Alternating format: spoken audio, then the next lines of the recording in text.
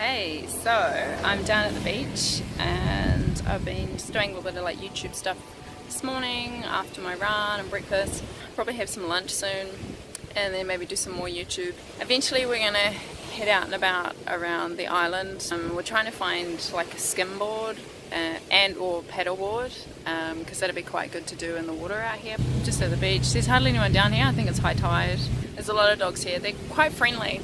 A lot more friendly than the ones in Thailand, although a friend has said that he got bit yesterday by a dog, so still have to be very careful. There's this place called Alimon with a really big waterfall that we want to go to. It's been full of a lot of water and the water's quite muddy because of the recent hurricane, so we're going to wait a wee while for that all to settle down. There's a beach like 5 or 10 minute motorbike ride from here that's not too far away, so we're probably going to go to that within the next week or so. And there's also a few other wee places that we want to go to that are only sort of like within a couple of hours away from where we're staying.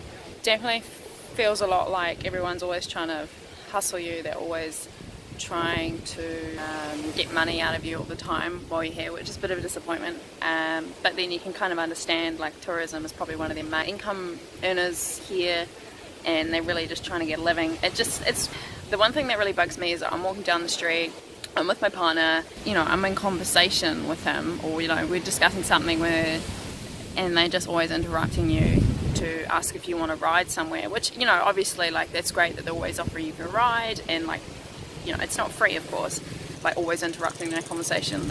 So that's just something that I need to deal with. I need to find my happy medium. Like prices are very much all over the place. We'll go to one person, they'll tell you one price, and go to another person. So there is room for bartering here.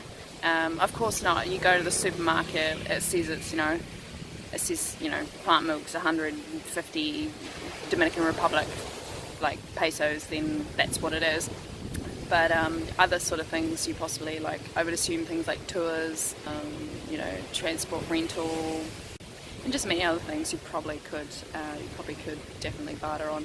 The first few days we're here was quite quiet, and that'll be due to the recent hurricane. It made the place quite quiet, quite a bit of sand on some of the roads.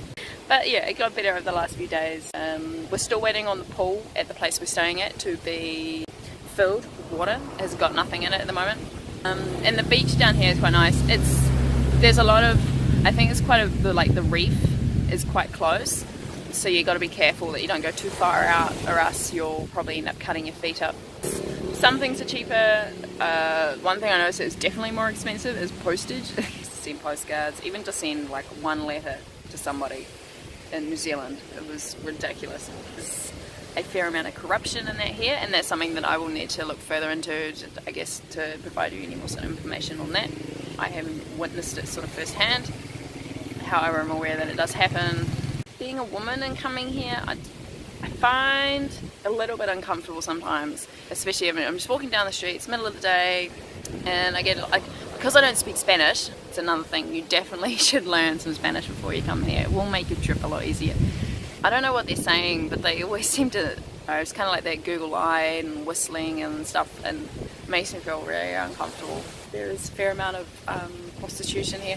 Not so much in the area that we're in. I don't think Scott's been harassed too much yet. I'm not fully aware of what the situation is like here, whether the people choose to be part of it, whether they're forced into it, whether underage. I'm not aware of that yet. That's something I'll need to look further into. So I've been making a lot of food at home, and it does save you more money too. The fruits here are really, really good. There's the green vegetables, like there's things like broccoli, and peppers and cucumbers aren't even really vegetables, but like the green leafy vegetables, not very prevalent here. And there's rice and there's lots of beans, so that's been really good. You can get a fair amount of what you need from the supermarket. The markets you can obviously barter on.